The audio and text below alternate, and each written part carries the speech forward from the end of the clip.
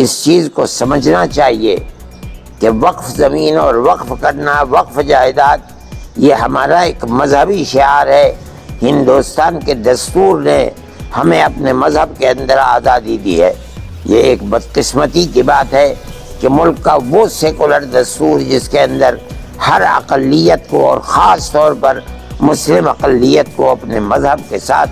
زندہ رہنے کا حق دیا گیا ہے، اس حق کو موجودہ گورنمنٹ چھین رہی ہے۔ یہ کہنا بالکل غلط ہے کہ ہم اس کے اوپر دست درازی نہیں کر رہے ہیں، بلکہ ہم اس کے نظم و انتظام کے لیے جو کمیٹیاں بنا رہے ہیں اس کے اندر مسلمان اور ہندو سب کو رکھ رہے ہیں۔ کیوں رکھ رہے ہیں آپ؟ جو ہمارے مذہب کا مسئلہ ہے، ہم اپنے مذہب کے مسئلے کو خود نمٹیں گے۔ آپ کو بنانا ہے، آپ نے وقف بورڈ بنا دیا، اس وقف بورڈ کے اندر جو چیئرمین ہوگا وہ مسلمان ہوگا۔ آپ ایک وقف وزارت بناتے ہیں، اس وزارت کے اندر وزیر مان لیجئے کہ غیر مسلم ہوتا ہے، ہونے دیجئے، ہمیں کوئی اختلاف نہیں ہے۔ آپ بناتے ہیں بنائیے، ہونا تو یہ چاہیے تھا کہ آپ وقف کی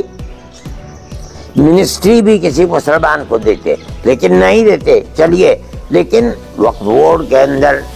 آپ کو دخل دینے کے لیے بے ایمانہ کہ آپ اتنی بڑی تعداد کے اندر اس میں غیر مسلموں کو لے آئیں جو ہمارے اوقاف کو جانتے نہیں، وقف کے مسائل کو نہیں جانتے، وقف کی اہمیت کو نہیں جانتے، وقف ہے مذہبی چیز یا نہیں ہے اس کو نہیں جانتے، وہ لوگ وقف کے اندر داخل ہوں گے تو اس کا مطلب یہ ہے کہ وہ ہمارے اوقاف کو کھا لیں گے۔ اس لیے ہم تو کھلے طور پر کہتے ہیں کہ اگر اوقاف کو اس ترمیم کے ساتھ جس کو آپ لے کر کے آئے ہیں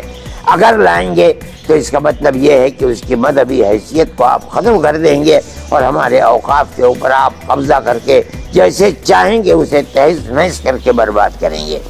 ہمارے پاس کوئی طاقت ایسی نہیں ہے کہ ہم اس کو سڑکوں کے اوپر لے کر کے آئیں، نہ ہم جمعیت علماء ہند اس کو اس حیثیت سے دیکھتی ہے، لیکن قانونی اعتبار سے ہمیں کورٹ کا رخ کرنا چاہیے۔ ہم آج کورٹ کے اندر چلے گئے اور میں یہ سمجھتا ہوں کہ قانونی اعتبار سے سب سے پہلے ہم ہی گئے ہیں۔ جو لوگ گئے ہیں وہ